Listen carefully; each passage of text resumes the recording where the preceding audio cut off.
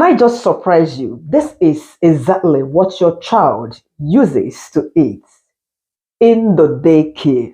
Did you hear me? I did not say your child in the nursery school or your child in the reception, talk more of primary school. No, I am talking at babies below the age of 2. This is what they used to eat in the daycare setting. Talk more of that, your child that you are getting ready to starting a reception class in September. There are a lot of mistakes we make while sending our children to school. Sometimes we want the teachers to do a lot, to do things that they are not even allowed to do for your child. But we don't know all that. As an insider, working in the schools in with different levels of children, I've worked in the daycare, I've worked with preschoolers, I've worked in reception class, I've worked with children in nursery in a primary school. I currently work in the primary schools, year 1, year 2, year 3, and I work in the secondary school. I am happy and pleased to share this with you because a lot of African parents, we complain a lot, expecting teachers to do those things that we were expected to do for our children. Unfortunately, teachers cannot do all that. Meanwhile, my name is Chinyere Ojike. Welcome to my channel once again. I just hope this video is very helpful to everyone out there looking forward to having their children resuming school, daycare, preschool, nursery school, reception, year 1 and above. This would really help you a lot. Do not make my mistake. I've been there. This is why I am sharing to help a lot of us. So number 1, like I stated, daycare children, babies, they eat with this. Yes. In fact, I was just watching them having goose pimples. What if they choke this thing in their eyes? What if they sit? These are children that are not even talking. You know, babies. But at home, we would give them plastic, blah, blah, blah. And they started giving some of them cups to drink from cups. And they managed to handle it. They allow them make that mess and then they clean up afterwards. Actually, this is a way of helping a child to become independent. And it is absolutely great to my own understanding looking at them than the way we pamper them at home. Preschoolers, 2 years, 3 years, and less than 4 years. Do you have a less than 4-year-old child that will be going to school in September and at home you will bring apple, you will cut into tiny pieces? No way. That your child would go to school and they would give him an apple and he wouldn't eat it. Despite him enjoying this at home, despite the fact that he enjoys this at home, he wouldn't touch the one they would give him at school because he would be waiting, expecting them to chop up the apple for him. But nobody, no teacher. They only chop up apple for babies, very tiny pieces for babies so that they would lick. But for preschoolers, this is where I work. And I know. So I am just giving you an expo. Let them bite their chunk of fruits. Let them bite and eat. Apples, pears, they should bite and eat. Unfortunately, something like grapes, even the ones in primary school, they don't let them bring whole grapes to school. Though there was a case where a child got choked by swallowing that grape. So since that time, they don't let children eat whole grapes at school. If you pack them in your child's packed lunch, if you don't understand what I'm saying, this is grapes, sorry.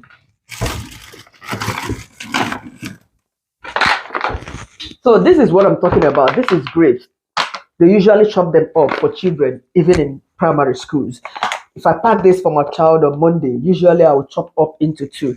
Because of that accident that happened, they stop this. But for apples, they bite and eat. Especially those ones that have wobbling teeth, you know, they want them to fall out. So this helps. If you go to the dentist and your child has a wobbling teeth, the dentist would advise that you allow them bite chunk of apples and carrots. So start from home before your child starts school, unless you don't want them to be eating any fruits at school. Thirdly, allow your preschooler or your child who is ready for reception class to start eating on their own. Do not spoon feed him or her. you are not helping that child, because no teacher has time to spoon feed a child who is 2, 3, talk more of 4 in the reception. If you do that at home, please desist from doing that. Start helping your child to learn how to eat on their own. X, your child your child would go hungry at school. Another point is this: if you are always holding your child this way and you start to feed, "Eh, no teacher would do that." Oh, in reception, in year one, no teacher. Preschoolers, what I have seen with my naked eyes, 2, 3, less than 4 preschoolers. I've never ever for once seen a teacher. And are they expected to do that? So if you keep doing this with your child who is 2 and 3, that means you don't want that child to eat when they go to school. Yes, even if you pack lunch for that your children, they're not gonna eat it. And normally other kids they eat. The child will be afraid of touching the spoons. And tomorrow you will say the teacher did not give him food. It's not in this country. Babies, they eat on their own. African parents, I am on the table with you. And remember, if this is what you feed your child with at home, this is pudding spoon. It is called a teaspoon. You use it to stir your tea and you drink. You don't scoop with tea. So they use it to eat pudding, something like cake, yogurt, then pudding they eat. That's dessert after they had their main dinner. So stop using this to feed your child at home. Moreover, as you are teaching them how to eat on their own, letting them independence, even if they spill the food, clean afterwards, it is very easy to buy food here. So do not bother about how much mess or waste they have made. Honestly, at school, sometimes the food on the floor is much more than what these children have eaten. Me as an African parent, I feel bad about it, but what can I do? They are actually helping these children to be independent. Teach your child how to clean after themselves. What I mean clean, actually the teachers clean after the children have finished eating, I must confess. But sometimes they let them come dish out their own food. Preschoolers, 2, 3, 4, less than 4. They let them come to the table. They call them by their names. They will come and they give them that spoon to dish out. If it is pasta, rice, they support them to dish out. But I know we parents, we don't do this at home. We don't. But I'm telling you what I see with my naked eyes all the time. So teach them, and after eating, they call them by their names to bring their dishes. Kenny, that one would stand up, bring the plate, and they will scrape it into the bin. Put the plate aside. Teach children independence. This is why you see these children, they talk. As in, when they talk, you think that adults are talking. This is how Oyibo people train their children. We should borrow from that, which is something very positive. Another thing is this: if you can, please teach your children to imbibe by the magic words. Please, thank you, and sorry. Charity begins at home. If they don't know these things at home, there's no way they can be using please. It's hard, unless they learn from other children, but it's always good. Like in the classroom, you see the children, they would ask, they would just call them by name, by their names. Sumto, what's for your dinner? The person would say, pack lunch, please. Thank you. I'm sorry. Teach your children these magic words. They are really important. Please, thank you, and sorry. They are the magic words. All right, hand washing is another thing you can teach your child how to wash their hands after the toilet, after they use the toilet, after they made a mess, after they eat, they can wash their hands. You teach them. If you don't teach them, sometimes they will eat and rub their hands on their clothes. You begin to blame teachers for making them look dirty and messy after school. But you didn't teach your child how to clean after themselves. Now, let's talk about toileting, which is potty training. Potty train your child. I learned recently that a school in somewhere, I might react to that video, now introduced a policy of inviting parents to come into the school to change their child when they have accidents. Can you imagine if you are at work and you get a phone call by your child's school to come change nappy? How would you feel? Anyway, most schools here, especially the ones from reception year one, they don't even allow the teachers to change diapers, nappies, because that's not their job. It is not what they are in school to do. This is why children are allowed to stay at home until they turn 4 before they can start proper school, 4, 5 before they can start proper school. They believe that at that stage, their parents, especially moms, dads, in quote, they must have trained them on how to use the toilet, say they want to wee when they are pressed, how to do number two when they feel like when their stomach does rumbo rumbo, they can actually say instead of being dirty on their whatever or wearing pampers to school. Imagine your child of 4 or 5 wearing diaper to school. Who is gonna change that? A teacher in the reception in year one, they're not there to do all that. That can happen in the daycare, where you have your preschooler, in the nursery session. But this said that I'm telling you, no way. Because sometimes the teachers are even careful. I have been in a school where I think a special request by the parents, you know, they said the girl had a health issue. Yes, so normally she does have an accident on her, pants. Sorry to say that, and the mom usually bring extra.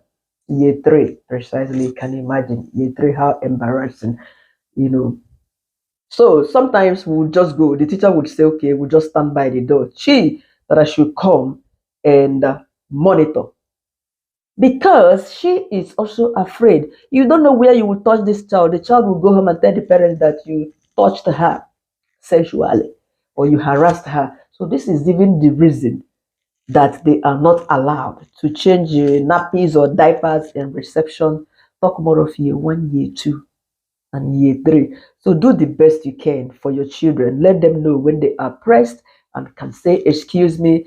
Teach them. School do not teach everything. Don't expect the teachers to teach everything. Particularly why I'm sharing these tips with you is to enable you not to make the same mistakes I've made in the past. When I looked back, I pitied my son because I knew before he started year one, I used to cut apple for him. I used to pamper him. I used to feed him, even age 5. Imagine his situation. He went to school for 2 weeks. He was not drinking. He was not eating. To the extent that the school asked me to bring our local meal to see because they do not understand why a grown-up boy, 5 years, 6 years, cannot take up a spoon and eat by himself. It is now that I'm realizing what I did to my son. I didn't help him grow when he was supposed to have grown. I didn't give him that independence for him to eat on his own. Yes, I remember Karen, the white lady that helped shorties us for this house. In her house, I was using spoon to feed my 6-year-old. Shame on me. But I'm just sharing this so that you don't go the same way that I've gone. Now that I work in schools, different stages, daycare, preschool, nursery, reception, secondary, primary. When I watch them, I say, "Oh my goodness, I put my son through a lot." At some point, my son cannot open a pack of biscuits. He can't open a pack of sweets. It was all my fault because I've always had to. I've always had to do all that for him. I would just, "Okay, yeah, I can help you. I will help you. I will open. Let me just do it." Allow the children to be. Allow your child to be a child. Allow them to explore. Allow them do things on their own so that they won't be left behind. You know. So this is why I'm making this video to encourage a whole lot of us so that our children will not be backwards. They won't be that quiet children in the class sitting confused, not knowing what to do when other children are jumping up to do that, to go grab their food, dish out what they want, say, "This is what I want to eat, have option. I don't want this, I don't want that." Let your children give them choices as to what they want to eat. They do that a lot in preschool. Like during snack time, they would bring butter and cheese. "Would you like cheese or butter?" Somebody would say cheese. This other one would say butter. This other one would say, "I am allergic to this." You don't write to a teacher. You can actually write, but keep reminding your child, "You don't eat this because you are allergic to that," so that your child would also know. Even if somebody gives that to him or her, you say, "No, I don't eat that. I have allergy." But sometimes we don't do all these things. We'll always be reporting to the teachers, not letting the child know. So generally, the earlier we start letting our children have some level of independence, the better for them and us, we, their parents as well. Because whatever they depict out there, they come back to us. It shows how we have brought them up, when they cannot do anything. Now we cause them. I am taking responsibilities for all that my boy cannot do. Now, I took responsibilities for his tooth decay. Like I've stated in one of my videos, I would wake him up at 12 o'clock, 1 o'clock to give him tea, 5 o'clock to give him tea, and I would not even use water to rinse his mouth. The teeth started decaying. Imagine. Because I thought that, oh, children, they need to drink, they need to be eating from time to time. As a mom of one child, I took all the responsibilities. So I am sharing, letting all of you know, as mothers, start teaching your child all this so that they can be free to do these things at school with their mates. Because I've seen a lot. I've seen how brave all these Oyibo children they are at school when it comes to eating, biting apple, using fork to eat, knowing what they want, saying they want to use the toilet. I can't eat that, knowing their identifying their belongings at school. That's my water bottle, do not touch it. That's my coat, do not touch it. As they're about to go home, they are running after to gather their belongings, their bag, their coat, their shoes, their blah blah blah. Teach them. Don't just write and tell the teacher. Also teach your child to know what they have, what they've taken to school. This is my point in this very content. Thank you once again for constantly supporting me. Like this video, subscribe to my channel, share. If you know anyone that has little children who will be going to school very soon, this would help them a lot. Thank you once again, and bye.